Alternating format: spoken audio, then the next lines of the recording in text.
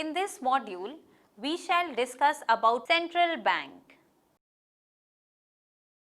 A central bank, also known as the monetary authority or a reserve bank, is an institution that manages its economy's currency creation, alters money supply and interest rates. In addition, the central banks must also supervise the commercial banking system of their own country. Examples of central banks are the European Central Bank, known as ECB, and the Federal Reserve of the United States. Central Bank of our country is Reserve Bank of India, known as RBI. RBI was established on 1st April 1935 during the British Raj in harmony with the requirement of the Reserve Bank of India Act of 1934. Subsequently, after India's independence in 1947, the RBI was nationalized in the year 1949. The RBI plays a major part in the development strategy of the Government of India. It is a member bank of the Asian Clearing Union. The general supervisory and direction of RBI is assigned with the 21-member Central Board of Directors.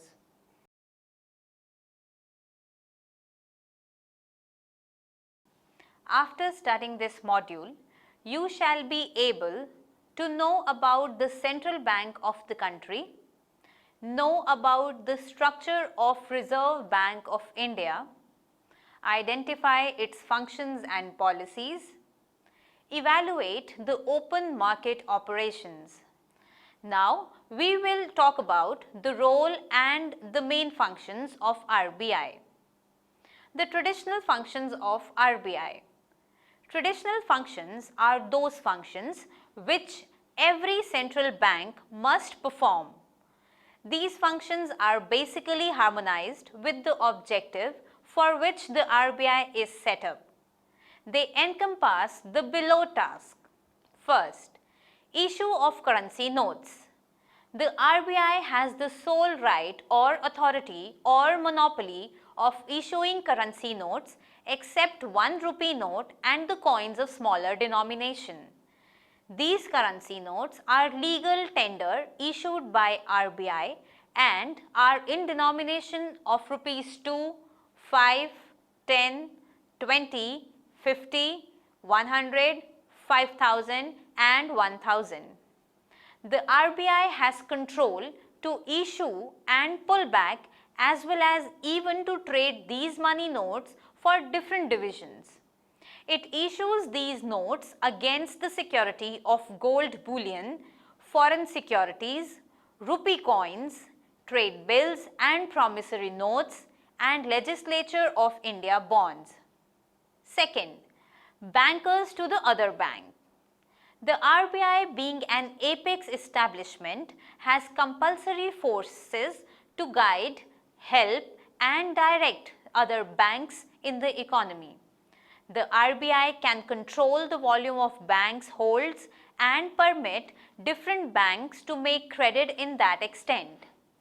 Each bank needs to maintain a part of its reserves with the RBI. Thus, in need or in direness, these banks approach the RBI for fund. Along these lines, it is called as the lender of last resort. Third, bankers to the government. The RBI works as the agent of the central and state governments. It performs different banking functions such as to agree to take deposits, taxes and make payments on behalf of the government. It works as a representative of the government at the international level too. It has the responsibility of maintaining government accounts and providing financial advice to the government. It also manages the government public debt and maintains the foreign exchange reserves on its behalf. It provides overdraft facility to the government when it faces financial crunch. Fourth, exchange rate management. It is a vital function of RBI.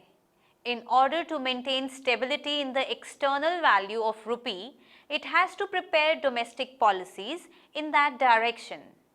Also, it needs to formulate and implement the foreign exchange rate policy, which helps in attaining the exchange rate stability.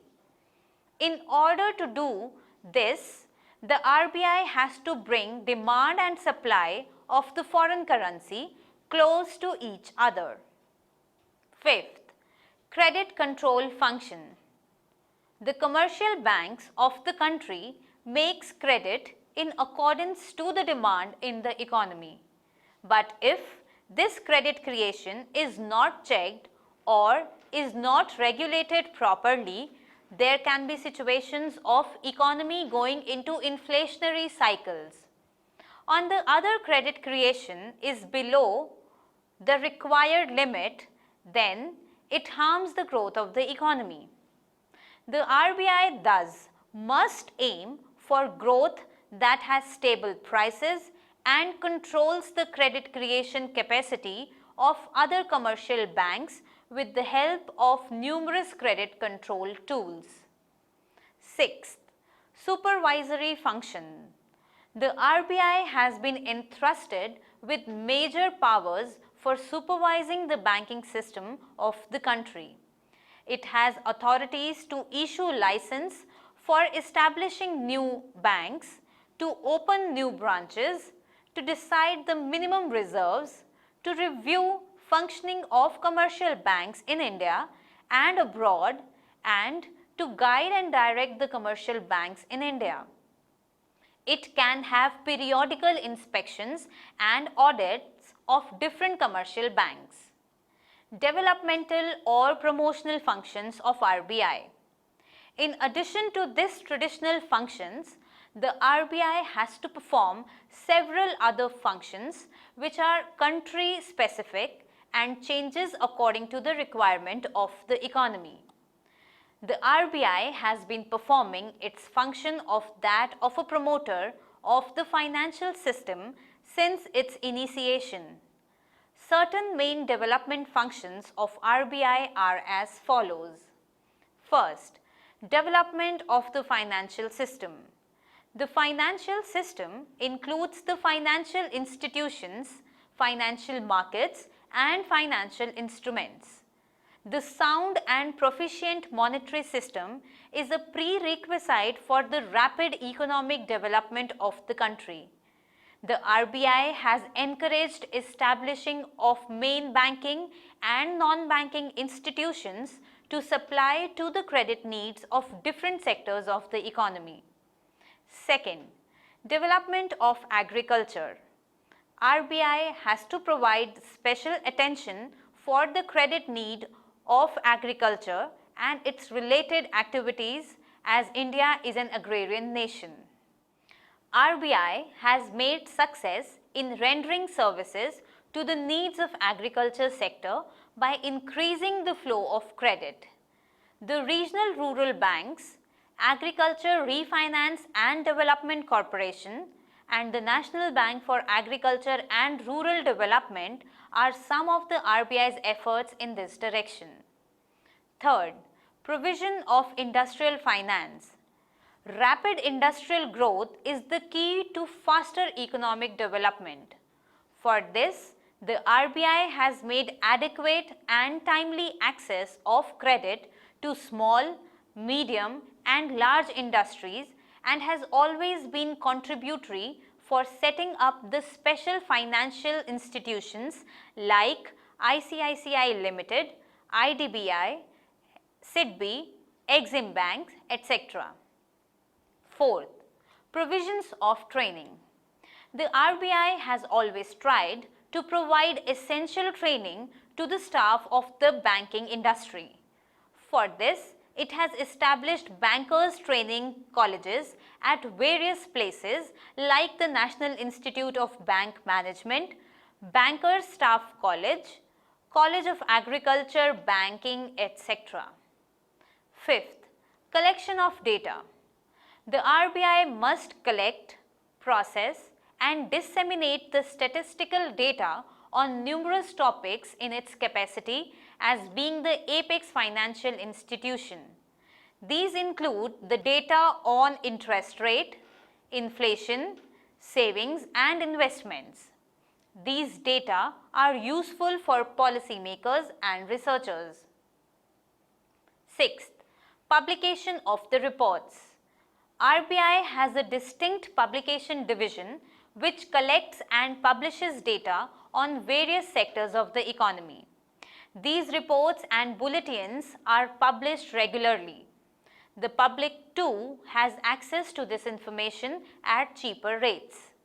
Seventh, promotion of banking habits. RBI always tries to promote the banking habits in the nation.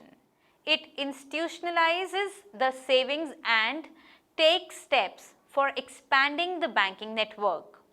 It has set up many institutions such as the Deposit Insurance Corporation in 1962, UTI in 1964, IDBI in 1964, NABARD 1982, NHB 1988, which develop and promote banking habits in the economy. Eighth, promotion of exports through refinance. RBI tries to encourage the facilities for providing finance for foreign trade, especially the exports from India. Exim Bank India and the Export Credit Guarantee Corporation of India, which is also known as ECGC, are supported by refinancing their lending for export purpose. Supervisory functions of RBI. The RBI also performs many supervisory functions. It has authority to control and manage the entire banking and financial system. Some of its supervisory functions are given. First, granting the license to banks. The RBI grants license to banks for carrying its business. The licenses are also given for opening extension counters or new branches and even to close down any existing branches. Second, bank inspection. The RBI gives permit to banks filling in according to the orders and in a reasonable way without undue danger. Notwithstanding this, it can request the periodical data from banks on different segments of assets and liabilities. Third, control over the non-bank financial institutions. NBIFs are not prejudiced by the working of monetary policy. However, RBI has a right to issue directives to the NBFIs from time to time regarding their functioning. Through periodic inspection, it can control the NBFIs. Fourth, carrying out the deposit insurance scheme.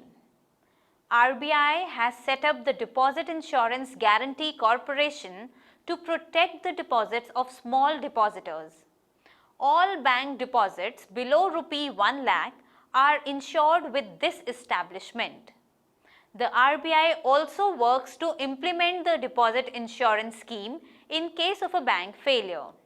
Now, we will discuss the tools of the central bank. The first is bank rate. RBI lends to the commercial banks against approved securities through its discount window to help the banks meet its depositors' demand and reserve requirements for long term. The rate of interest that the RBI charges the banks for this purpose is known as bank rate. If the RBI wants to increase the liquidity and money supply in the market, it will decrease the bank rate, and if RBI wants to reduce the liquidity and money supply in the system, it will increase the bank rate. The bank rate has lost its significance as a monetary policy tool as RBI signals stance through changes in repo, that is the rate at which banks borrow short-term funds, Bank rate is presently used as a penal rate which the banks have to pay for their failure to meet the mandatory cash reserve ratio, which is also known as CRR. The second is the reserve requirement, that is the cash reserve ratio known as CRR. Every commercial bank in the economy is required to maintain a minimum cash reserve with RBI. The CRR for scheduled banks between 5 to 25% as prescribed by RBI for securing the needs of monetary stability in the economy. CRR is used for increasing or decreasing the money supply. An increase in CRR makes it obligatory for banks to hold a large amount of its deposits with the RBI. This will reduce the size of their deposits and they will lend less. This will in turn decrease the money supply. Third is the statutory liquidity ratio, which is also known as SLR. Along with CRR, banks are also required to maintain certain amount of liquid assets in the form of gold, cash and approved securities with RBI. A high liquidity ratio forces the banks to maintain a big proportion of its reserves in liquid form, which reduces its capacity to grant loans and advances. This is anti-inflationary impact. A higher SLR would divert the bank funds from loans and advances to investment in government and approved securities. In well-developed economies, central banks use open market operations, that is, buying and selling of government securities by central bank in the money market to influence the volume of cash reserves with commercial banks and thereby influence the volume of loans and advances they can make to the commercial and industrial sectors. In the open money market, these are traded at market-related interest rates. Fourth is the repo rate and reverse repo rate. Repo rate is the rate at which RBI lends to the commercial banks, generally against government securities. A decrease in repo rate helps bank to get money at a cheaper rate, and an increase in repo rate discourages banks to get money as the rate increases and becomes expensive. Reverse repo rate is the rate at which RBI borrows money from the commercial banks. An increase in the reverse repo rate increases the cost of borrowing and lending of the banks. This discourages the public to borrow money and encourage them to deposit it. Because of high rates, the availability of credit and demand decreases, resulting to decrease in inflation. This increase in repo rate and reverse repo rate is a symbol of tightening of the policy. Fifth, what is open market operation? Open market operation is buying or selling of government securities conducted by RBI to manage the liquidity conditions in the market and may support the government market borrowings. It's one of the major instruments of monetary policy by which the RBI infuses liquidity in the market and can be used in sterilization of capital flows, that is, managing the excess inflow of capital. Effective instruments of open market operations are liquidity adjustment facility to manage liquidity and market stabilization scheme to manage long-term excess liquidity.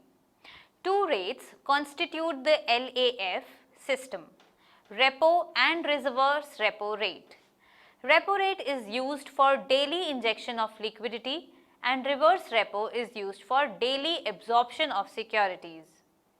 Securities purchased and sold in open market operations are dated securities, T-bills. Presently, because of the liquidity deficit, RBI is resorting to purchasing bonds from the market. Sixth, open market operation in India. CRR and SLR were the prime tools used by the RBI to control money supply and interest rate in the market before this financial reforms of 1991. But soon, these parameters lost their importance and implementation of open market operations scaled immensely as these are deemed comparably effective in correcting the market liquidity. The Reserve Bank of India in India performs the open market operation in two ways. A. Outright purchase, that is PEMO. Through PEMO, RBI outrightly engages in purchasing and selling of securities for expanding or tightening the money supply for a long term. B. Repurchase agreement, that is REPO. RBI through REPO is involved in purchase and sale of securities with a condition to repurchase. How is open market operation conducted? When there is excess liquidity in the market, RBI sells bonds to absorb liquidity, and when there is liquidity deficit, it buys bonds to inject liquidity in the market. RBI could support the government borrowings through open market operations by injecting liquidity in the market by buying back bonds from the banks. This in turn could lower the government securities yields because of the improved liquidity. Working of open market operations. When the RBI engages in open market operations to purchase the government securities through either PEMO or REPO agreements, its financial assets on the balance sheet increase by the amount of purchase. For the same, the central bank writes a check to the bank or participating institution from which RBI has purchased the securities. The institutions will then deposit the check in their account held with the commercial bank, which then sends a check for clearance to the RBI. This leads to the increase in the liabilities side of the balance sheet of RBI as the amount of reserves of the bank increases. With regard to the identity, M3 is equals to MB into M, where M3 is the money supply, MB is the monetary base, and small m is the multiple number. An increase in MB or monetary liability will lead to an increase in M3 by multiple M. Conversely, in case of securities sale by the RBI, money supply decreases in the market with decrease in the monetary base or liability of the central bank. What are OMO, that is open market operation, effects on the market? When RBI buys back bonds, the effects are increases liquidity, could lower the government securities yields, reduced interest rates, and it may tend to be inflationary. When RBI sells bonds and absorbs liquidity, the effects are inverted. We will now summarize what we have learnt in this module. RBI is India's central banking institution that controls the monetary policy and was established in 1935. Next, traditional functions of RBI are issue of currency, bankers to banks, bankers to government, exchange rate management, credit control and supervisory functions. The development and promotional functions of RBI are development of financial system, development of agriculture, provision for industrial finance, provision of training, collecting data and publishing the reports, promoting banking habits and promotion of export through refinance. The supervisory functions of RBI includes granting license to the banks, bank inspection, control over the non-banking financial institutions and implementation of the deposit insurance scheme. Next, bank rate is the rate at which the RBI lends to the commercial bank. Next, CRR is the minimum cash reserve with RBI that every commercial bank maintain. Next, SLR is the required minimum liquid assets in the form of gold, cash and approved securities that banks must maintain. Next, open market operation, that is OMO, is buying or selling of government securities conducted by RBI to manage the liquidity conditions in the market and may support the government market borrowings.